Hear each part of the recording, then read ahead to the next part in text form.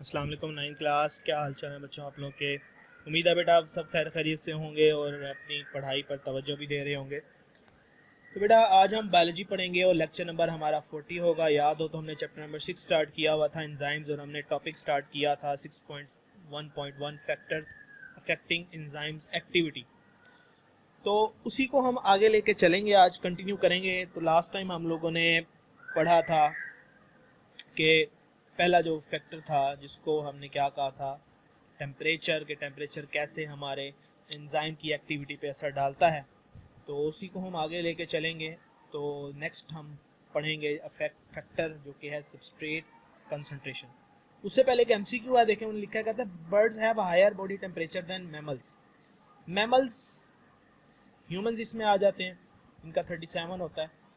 तो आपको पता है कि 37 पे एंजाइम अच्छे से काम करता है। कहता है what would happen to the activity of birds enzyme if it is given temperature of 37।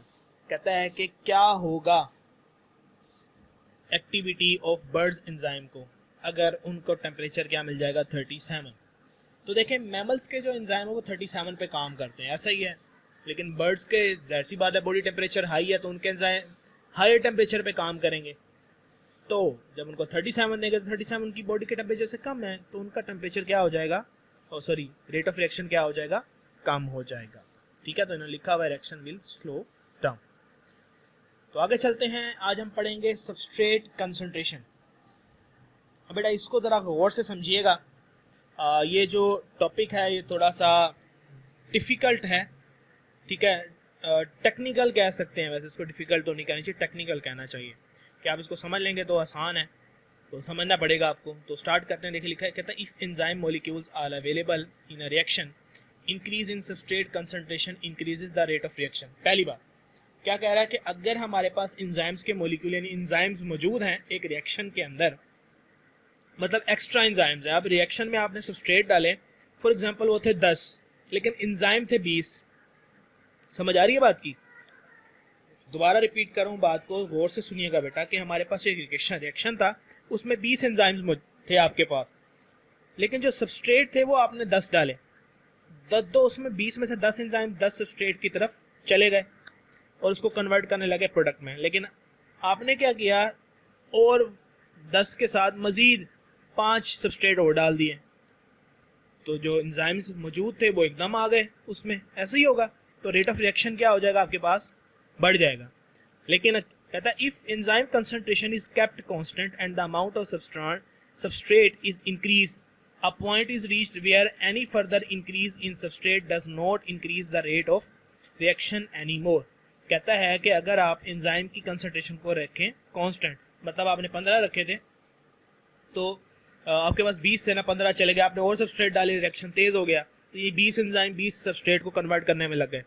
अब क्या होगा, जब हम मजीद सबस्ट्रेट ऐड करेंगे तो एक पॉइंट आएगा कि मजीद जो है वो एंजाइम मौजूद नहीं होंगे लेकिन सबस्ट्रेट क्या हो जाएंगे, ज्यादा हो जाएंगे।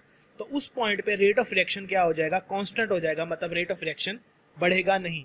ऐसा क्यों होगा, क्योंकि आपको पता था जो एंजाइम है एंजाइम के ऊपर एक्टिव साइट होती है। अब एक्टिव साइट तो कंप्लीट हो गई है उसके सबस्ट्रेट के साथ कनेक्ट होने में, तो अब एंजाइम के पास एक्टिव साइट खाली नहीं है और एंजाइम भी आपके पास और मौजूद नहीं है, तो इसलिए रेट ऑफ रिएक्शन इंक्रीज अब नहीं करेगा बल्कि क्या हो जाएगा, कांस्टेंट हो जाएगा। ठीक है, तो यहाँ पे भी उन्होंने यही दिखाया हुआ है कि देखें आप सबस्ट्रेट बढ़ाते जा रहे हैं और एंजाइम की रिएक्शन क्या होता है, बढ़ता जा रहा है। क्यों? क्योंकि all active sites not occupied. लेकिन जब एक्टिव साइट्स ऑक्यूपाई हो जाएंगी तो इसको हम कहेंगे सैचुरेशन ऑफ एक्टिव साइट्स या सैचुरेशन ऑफ एंजाइम भी कह सकते हैं। तो रेट ऑफ रिएक्शन क्या हो जाएगा, कांस्टेंट हो जाएगा, वो मजीद बढ़ेगा नहीं, मतलब उसी रेट से फिर क्या होगा, कंटिन्यू करेगा। देखें आगे लिखा हुआ है active sites of all enzymes are occupied at high substrate concentration, any more substrate molecules do not find free active sites. This state is called saturation of active sites and reaction rate does not increase। ठीक हो गया बात, समझ आ गई बेटे? क्या कहता है, मैंने आपको बता दी, दोबारा बता देता हूँ इसको ट्रांसलेट करके। कहता है कि जब एक्टिव साइट्स एंजाइम्स की पूरी भर जाती हैं, ठीक है, तो हायर सबस्ट्रेट कंसंट्रेशन के ऊपर तो क्या होगा, आप मजीद सबस्ट्रेट मॉलिक्यूल ऐड करेंगे तो do not find any active site, उनको एक्टिव साइट नहीं मिलेगी क्योंकि एक्टिव साइट क्या होगी, सैचुरेट। तो रिएक्शन क्या हो जाएगा, डज नॉट इंक्रीज, रिएक्शन की स्पीड नहीं बढ़ेगी बल्कि वो कांस्टेंट हो जाएगी। क्लियर है बेटा? तो ये लॉन्ग का हिस्सा है, ठीक है। अगर आप लोग याद तो मैंने आपको था लॉन्ग क्वेश्चन है जो कि हमारा यहाँ से स्टार्ट हुआ था। इसका पहला फैक्टर था टेम्परेचर, दूसरा है सबस्ट्रेट कंसंट्रेशन, तीसरा है पीएच। ये ज़रा आसान है, छोटा सा भी है। देखिए पीएच में क्या है, कहता है all enzymes work at higher maximum rate at narrow range of pH called optimum pH. कहता है कि हाँ, तमाम एंजाइम जो हैं वो मैक्सिमम रेट पे तब काम करते हैं जो कि उनकी एक नैरो रेंज है। वो नैरो रेंज क्या है, उसको हम कहते हैं ऑप्टिमम पीएच। मतलब एक ख़ास पीएच है, मतलब 10 होगी, किसी की 4, किसी की 3, किसी की 2, तो वो उसी पीएच पे क्या करेगा, काम करेगा।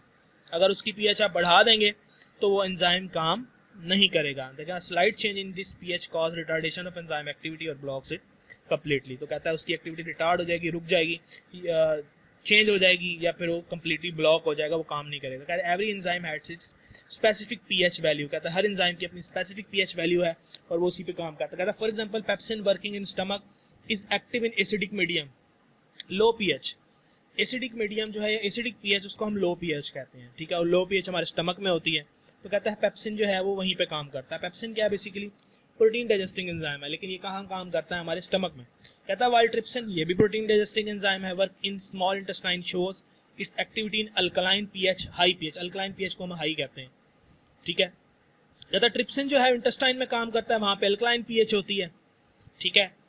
तो अब क्या होगा, अगर आप इसकी पीएच को चेंज करेंगे, मतलब ट्रिप्सिन को आप भेज दें स्टमक में और पेप्सिन को भेज दें कहाँ पे, इंटेस्टाइन में, तो वो वहाँ पे काम नहीं कर पाएंगे। कहता है change in pH can affect the ionisation of amino acids at active site. कहता है एक्टिव साइट में अमाइनो एसिड मौजूद होते हैं, तो उनकी आयोनाइजेशन हो जाएगी, मतलब वो आयन में कन्वर्ट हो जाएंगे, तो वो काम एंजाइम काम नहीं कर पाएगा, वो क्या हो जाएगा, ब्लॉक हो जाएगा।